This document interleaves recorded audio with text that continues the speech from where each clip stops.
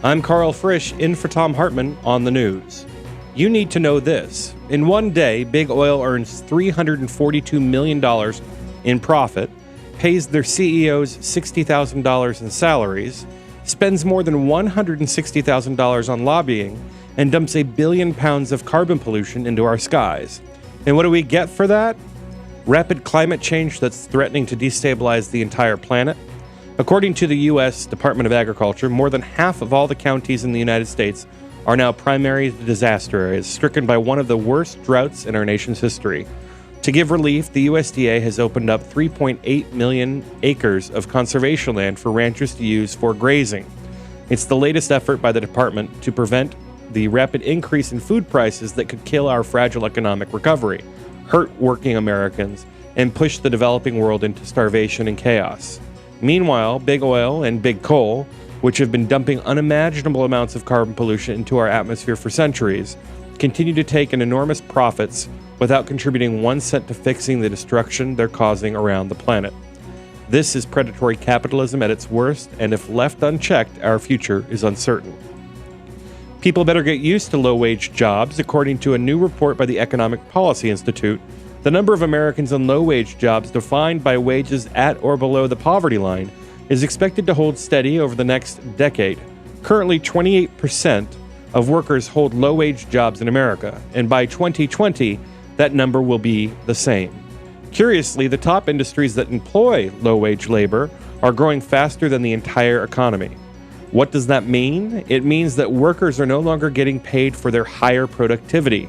Instead, CEOs and executives are pocketing bigger and bigger paychecks, pushing wealth inequality to levels in America not seen since the stock market crash of 1929. As the Center for America Progress points out, 50 companies that employ the most low-wage workers, CEOs ranked in more than an average of $9.4 million. The war on labor, the destruction of domestic industries through so-called free trade, and the enormous tax cuts for the rich are all contributing to this problem. In the best of the rest of the news, a 24-year-old in Jonesboro, Arkansas is dead after he was mysteriously shot in the head while handcuffed in the back of a police car.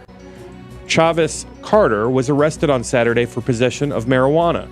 According to police, while they were searching Carter's car, they heard a gunshot and found Carter's dead body in the squad car. The odd thing is, police reports indicate the two searches of Carter never turned up the alleged handgun that police now claim he shot himself with while he was handcuffed. Carter's mother is accusing police of killing her son, saying, quote, "I think they killed him. My son wasn't suicidal." The two officers involved on the incident have been put on leave. A formal investigation has been launched. This incident comes on the heels of police brutality in Anaheim, where a week and a half ago, police shot an unarmed man while he was fleeing in the back of the head, killing him. That triggered days of demonstrations and unrest in the streets of Anaheim. The last thing police need right now is another incident that makes a local community lose faith in their law enforcement. Senate Majority Leader Harry Reid isn't backing down from accusations he hurled at Mitt Romney this week, accusing the Republican nominee of not paying any taxes for 10 years. Reid made the claim in a recent interview with the Huffington Post, provoking renewed calls for Romney to release more than just 2 years of tax returns. Reid says a former investor at Bain Capital gave him the info on Romney's taxes. When questioned about who his source was, again, on Wednesday, Reid told the Las Vegas Review-Journal, "I don't think the burden should be on me. The burden should be on him. He's the one I've alleged has not paid any taxes. Why didn't he release his tax return?" That's a good question. Why don't you answer it, Mr. Romney? Last night at midnight, the United States Postal Service defaulted on a $5.5 billion payment to the Department of Treasury, thanks to a poison pill piece of legislation passed by Republicans in 2006. Despite the financial troubles of the post office being well known in Congress, Republicans in the legislative body have refused to do a single thing to help the institution, which is older than the nation itself and enshrined in our Constitution. Instead, over the last 2 years, House Republicans have introduced 60 bills to rename post offices around the country. Yet not a single bill to save the post office has been considered in Congress. That's because Republicans don't really care about the post office and its unionized workers. And finally, we know Pentagon engineers are good at building missiles and bunker-busting bombs, but they're also pretty good at downloading porn. As Bloomberg News reports, employees at the Pentagon's Missile Defense Agency were sent a memo by the executive director warning them to stop using agency computers to download pornography.